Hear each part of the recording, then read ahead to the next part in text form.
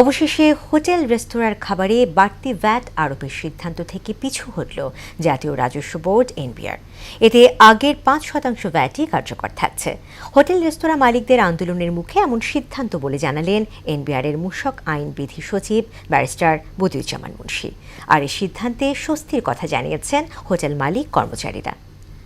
মাহবুব হাসান রিপনকে সঙ্গে নিয়ে মনিরুল ইসলামের প্রতিবেদন।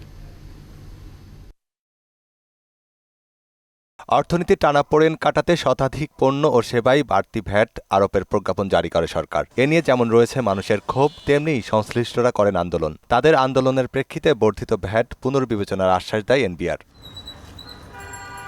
এরই প্রেক্ষিতে রেস্তোরাঁর খাবারের বিলে ভ্যাট বাড়ানোর সিদ্ধান্ত প্রত্যাহার করে এনবিআর। এতে আগের মতোই ৫% ভ্যাট বহাল থাকছে। আজকালের মধ্যেই এ বিষয়ে প্রজ্ঞাপন জারির কথা জানালেন এনবিআরের মূসক আইন সচিব ব্যারিস্টার বদিউজ্জামান। মূল্য সংযোজন কর ও সম্পর্ক শুল্ক আইন সংক্রান্ত অর্ডিন্যান্সের মাধ্যমে রেস্টুরেন্ট সেবার ক্ষেত্রে যে 5% ভিএটি প্রযোজ্য ছিল সেটিকে বাড়িয়ে 15% ভিএটি আরোপ করা হয়।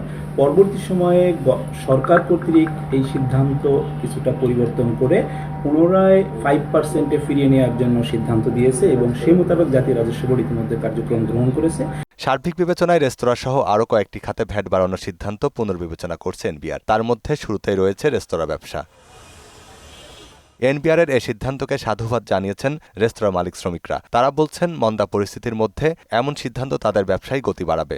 ভ্যাট কমে গেলে আমাদের জন্য সুবিধা, কাস্টমারের জন্য সুবিধা। ভ্যাট কমার কারণে আমাদের কাস্টমারও বাড়বে। আমাদের সরকারকে সাধুবাদ জানাই যে এটাকে প্রত্যাহার করার জন্য। যখন প্রত্যাহার করেছে, এটা আমাদের জন্য খুবই বেনিফিটেড। শুধু রেস্তোরাঁই নয়, ওষুধ আর মোবাইল খাত থেকেও ভ্যাট প্রত্যাহারের দাবি জানিয়েছেন ভোক্তারা। এটা তুলে নিলে অবশ্যই গ্রাহকদের জন্য ভালো হয়, সেই ক্ষেত্রে আমাদের অবশ্যই সুবিধা আছে। সাধারণ জনগণের তো অবশ্যই কষ্ট হবে। ওষুধের দাম আগেও বাড়ছে, এখনও বাড়তেছে।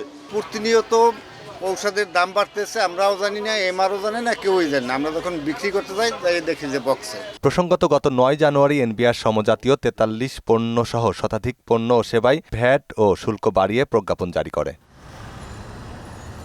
মনিরুল ইসলাম, মোহনা সংবাদ, ঢাকা।